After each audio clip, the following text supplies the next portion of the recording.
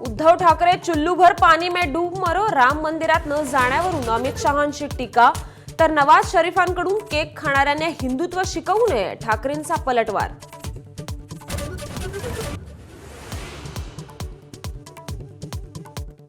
मोदी आणि शहांसोबत असलेल्या सलगीवरून उद्धव ठाकरेंचा राज यांना टोला, मनसेचा गुणसे असा उल्लेख, तसंच महाराष्ट्र द्रोह्यांना साथ देणाऱ्यांसोबत जाणार नसल्याची स्पष्टोक्ती.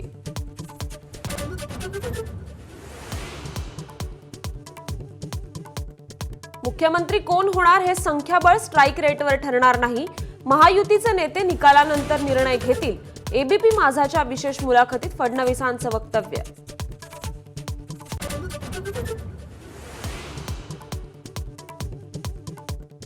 मुख्यमंत्री पदाच्या शर्यतीत नसल्याची अजित पवारांची स्पष्टोक्ती, मुख्यमंत्र्यांची निवड महायुती आमदारांच्या बैठकीतच, सोबत काम केलेल्या मुख्यमंत्र्यांमध्ये विलासराव देशमुख सर्वोत्तम, अजितदादांची कबुली.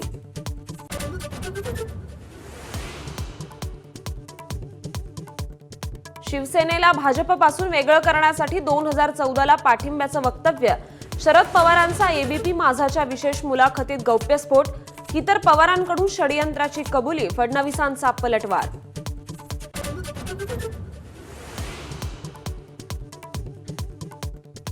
जर कुणी वोट जिहादचा वार करत असेल तर गप्प का बसायचं, देवेंद्र फडणवीसांचा प्रश्न. पुण्यामध्ये भाजपला होणारं विशिष्ट समाजाचं मतदान वोट जिहाद नाही का, शरद पवारांचा प्रतिसवाल.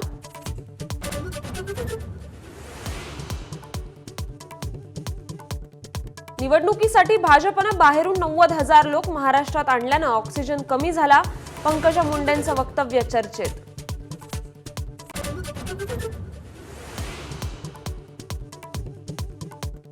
जर भावनिक झाला तर बारामतीकरांना वाली राहणार नाही, अजित पवारांचं मतदारांना आवाहन, तर शरद पवारांचं अजित पवारांना प्रत्युत्तर.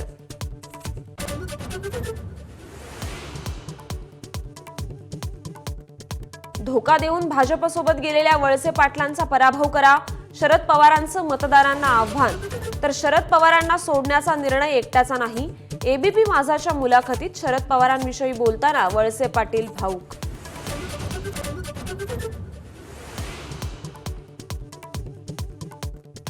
अदानींसोबत शहांनी बैठक घेऊन महाविकास आघाडी सरकारची चोरी केली, राहुल गांधींची टीका, धारावीची जमीन अदानीच्या घशात घालण्यासाठी सरकार पाडल्याचाही आरोप.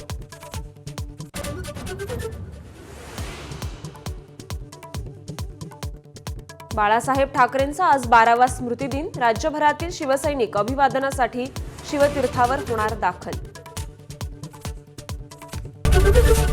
एबीपी माझा, उघडा डोळे बघा नीट.